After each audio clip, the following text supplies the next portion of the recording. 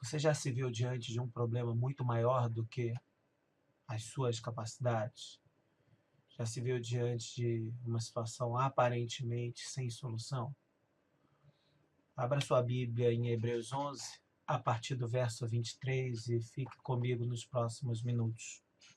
Hebreus 11, a partir do verso 23, diz: Pela fé, Moisés, recém-nascido, foi escondido durante 3 meses por seus pais, pois estes viram que ele era uma criança formosa e não temeram o decreto do rei. Pela fé, Moisés, já adulto, recusou ser chamado filho da filha de Faraó, preferindo ser maltratado com o povo de Deus a desfrutar os prazeres do pecado durante algum tempo. Por amor de Cristo, considerou sua desonra uma riqueza maior do que os tesouros do Egito, porque contemplava a sua recompensa. Pela fé saiu do Egito, não temendo a ira do rei, e perseverou porque via aquele que é invisível. Pela fé celebrou a Páscoa e fez a aspersão do sangue, para que o destruidor não tocasse nos filhos mais velhos dos israelitas. Pela fé, o povo atravessou o Mar Vermelho como em terra seca, mas quando os egípcios tentaram fazê-lo, morreram afogados. Poucas forças são tão destrutivas quanto a do mar. Ainda lembramos de um terremoto que houve em 2004, em que, por volta de dezembro, numa localidade repleta de paraísos, em que as pessoas mais ricas iam passar férias de final de ano, um maremoto ocorreu e varreu aquela região, pondo fim a mais de 200 mil vidas. Num único dia, 10 bilhões de prejuízo, uma tragédia jamais, uma tragédia como jamais vista na história. Mesmo os maiores navios não trafegam sem olhar as condições climáticas. E se houver algum indício de mar revoltoso, de tempestade, eles dão a volta. E aqui a gente tem o mar como um obstáculo intransponível diante do povo de Israel, com exércitos atrás vindo em direção àquele povo. E aqui o autor de Hebreus usa exatamente essa figura do mar como um poder incontrolável que se coloca à frente do povo de Israel, impedindo, limitando a passagem dele na direção da terra prometida, e com exércitos atrás chegando com o objetivo de destruir aquela nação. E é tremendo a gente ver que pela fé o povo atravessa o mar.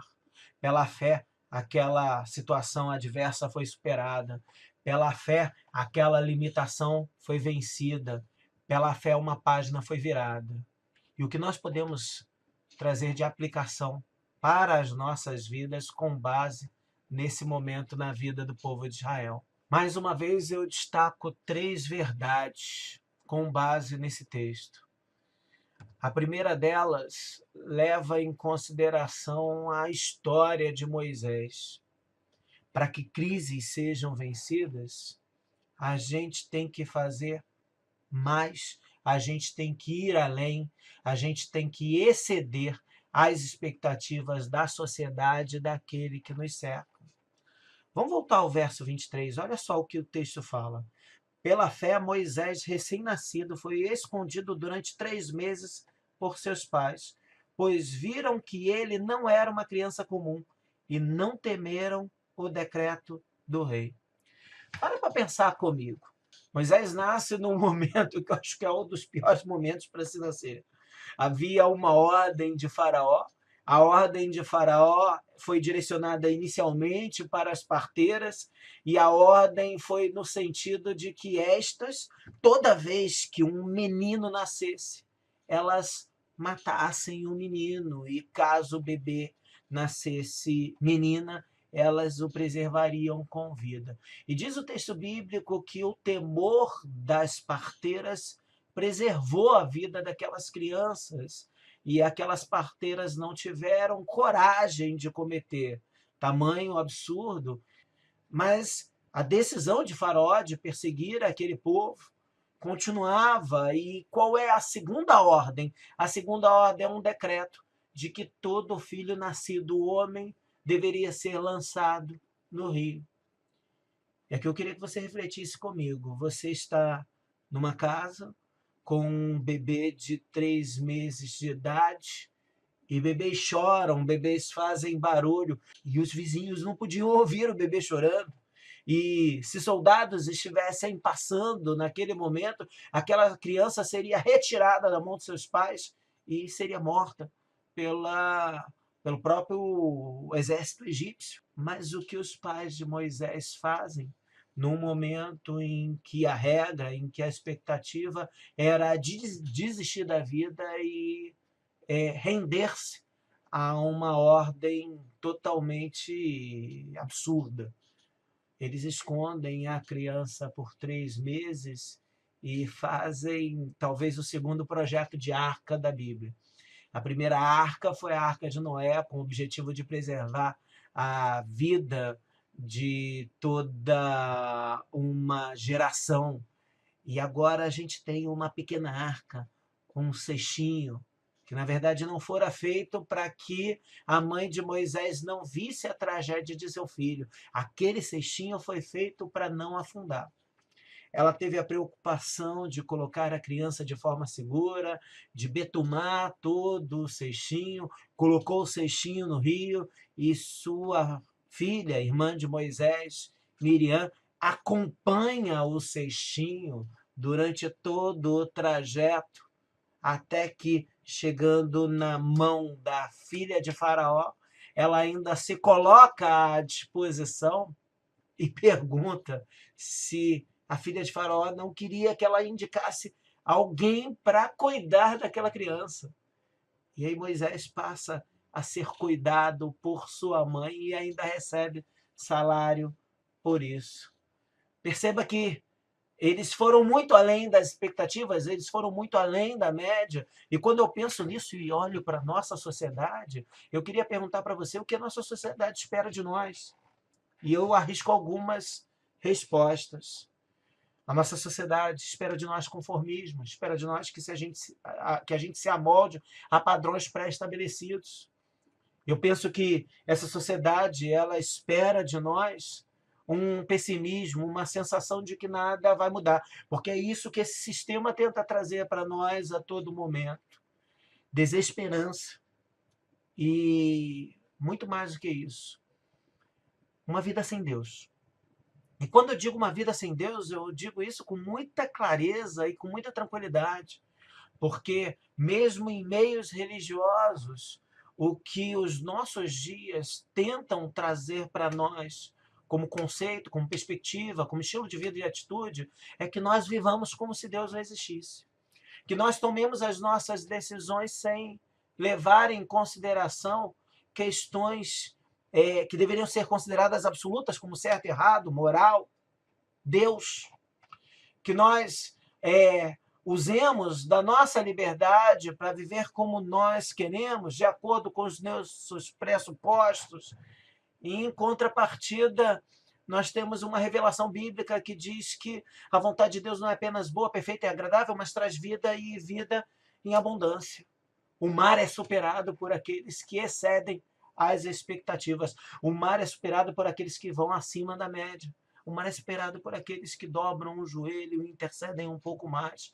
O mar é superado por aqueles que olham para o seu próximo e buscam um esforço ainda maior para alcançá-lo. O mar é superado por aqueles que, em tempos de crise, estudam mais do que os outros. O mar é superado por aqueles que acordam mais cedo, se dedicam com mais afinco. O mar é superado por aqueles que, dentro de casa, cuidam de suas esposas, por aqueles que amam os seus filhos, por aqueles que zelam por suas famílias. O mar é superado por aqueles que cuidam de si mesmos, de sua própria saúde, de sua vida espiritual. O mar é superado por aqueles que vão além da média. Vá além da média. Vá sempre além do que esperam de você. Esforce-se o máximo que você puder. Busque o êxito em cada uma das suas áreas. e adversidades serão superadas, e adversidades serão vencidas. Mas, em segundo lugar, eu percebo que o mar é superado quando aquilo que é transitório jamais toma o lugar daquilo que é permanente.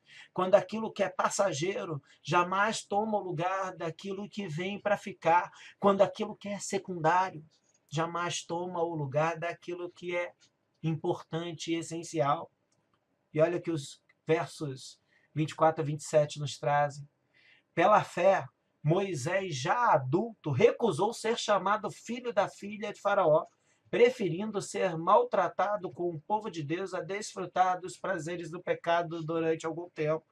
Por amor de Cristo, considerou uma desonra, uma riqueza maior do que os tesouros do Egito, porque contemplava a sua recompensa. Pela fé saiu do Egito, não temendo a ira do rei, e perseverou, porque via aquele que é invisível.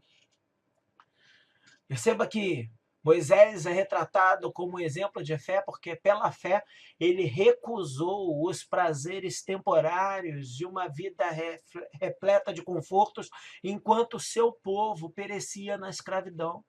Pela fé, ele recusou um título para assumir uma vocação. Pela fé, ele recusou o que era transitório por conta de algo maior. Queridos, a cada segundo de nossa vida, eu e você somos chamados a decidir entre o que é passageiro e o que é permanente. Um olhar na rua, uma proposta que nos é apresentada, uma oportunidade. A todo momento nós somos chamados a decidir entre nós e o outro, entre Deus e nós mesmos. E Moisés nos ensina a decidir por aquilo que permanece. A fé nos leva a superar a adversidade quando nós decidimos com base em valores maiores do que nós mesmos. É interessante que o autor de Hebreus relaciona a, a decisão de Moisés a uma decisão por Cristo. E aí a gente tem que voltar àquela visão do autor de Hebreus, que a lei não é imagem exata das coisas, que a lei é sombra de bens futuros. E a pergunta que eu te faço é: será que você tem colocado essa fé em prática e as decisões que você tem tomado na sua vida levam em consideração aquilo que deveria permanecer? Ou você tem se deixado levar pelo calor da emoção? Pense nisso, que mares são superados quando nós decidimos e focamos naquilo que permanecerá. Ainda, por fim, o mar é superado quando encontramos força para servir adiante na graça de Deus. E o texto continua dizendo que pela fé celebrou a Páscoa e fez a aspersão do sangue, para que o destruidor não tocasse nos filhos mais velhos dos israelitas. Pela fé, o povo atravessou o Mar Vermelho como em terra seca, mas quando os egípcios tentaram fazê-lo, morreram afogados. Pela fé, após o sacrifício da Páscoa, eles atravessaram o mar. Pela fé, após o sangue derramado, eles venceram o maior dos obstáculos. Pela fé, após o sacrifício, eles abandonaram a escravidão e avançaram em direção à terra prometida. Essa história não foi escrita por Deus, tendo como personagem central toda uma nação, para que apenas aquele povo fosse abençoado. Pela fé, não no sacrifício de um cordeiro, mas do Filho de Deus que derramou o seu sangue numa cruz, por mim e por você, nós podemos superar um mar que para nós também é intransponível, que causa um abismo de separação entre nós e Deus. Esse mar é o nosso pecado, é a nossa limitação, é o nosso erro, é a nossa incapacidade de agradar a Deus por nossos próprios esforços. Mas quando Cristo derrama o seu sangue, o seu sacrifício faz com que esse mar se abra diante de nós e nós possamos vencer esse obstáculo intransponível e chegarmos nós mesmos à terra prometida. Mas eu queria que, nesse momento, você subisse mais um degrau. Não foi apenas uma pessoa que passou pelo mar. Todos aqueles que foram beneficiados pelo sacrifício do Cordeiro, que tiveram o sacrifício da Páscoa derramado nos umbrais de suas casas, foram os que partiram para o Egito, foram os que se puseram diante do mar e foram os que tiveram o privilégio de atravessá-lo, enquanto os egípcios não. Essas pessoas foram as que tiveram o privilégio de atravessar o mar. Judeus, pessoas de outros povos e até egípcios, que reconheceram que Deus estava naquele projeto. Hoje, quem é chamado a atravessar o mar? Todos aqueles que se rendem a Cristo atravessam juntos. E sabe o que isso significa? Nós fomos colocados por Deus nesse mundo para que nós ajudemos pessoas a atravessar o mar junto conosco. Deus te colocou do lado de pessoas para que você possa ajudá-las a atravessar o mar junto contigo. Deus nos capacitou, nos dotou de todos os recursos ao permitir que seu filho morresse por nós, para que nós não atravessemos o mar sozinho. E a pergunta que eu deixo para você é: quem você tem levado a atravessar o mar junto contigo? Perceba que é mais do que superar as suas adversidades. A pergunta que eu quero deixar para você nesse momento é: quem você tem ajudado a superar as adversidades junto contigo? E eu encerro essa reflexão com o texto de Apocalipse, capítulo 21, verso 1. Então vi novos céus e nova terra, pois o primeiro céu e a primeira terra tinham passado, e o mar já não existia. Deus prepara para nós uma realidade em que o mar não existirá mais. Nós sabemos que isso é um símbolo de uma realidade futura.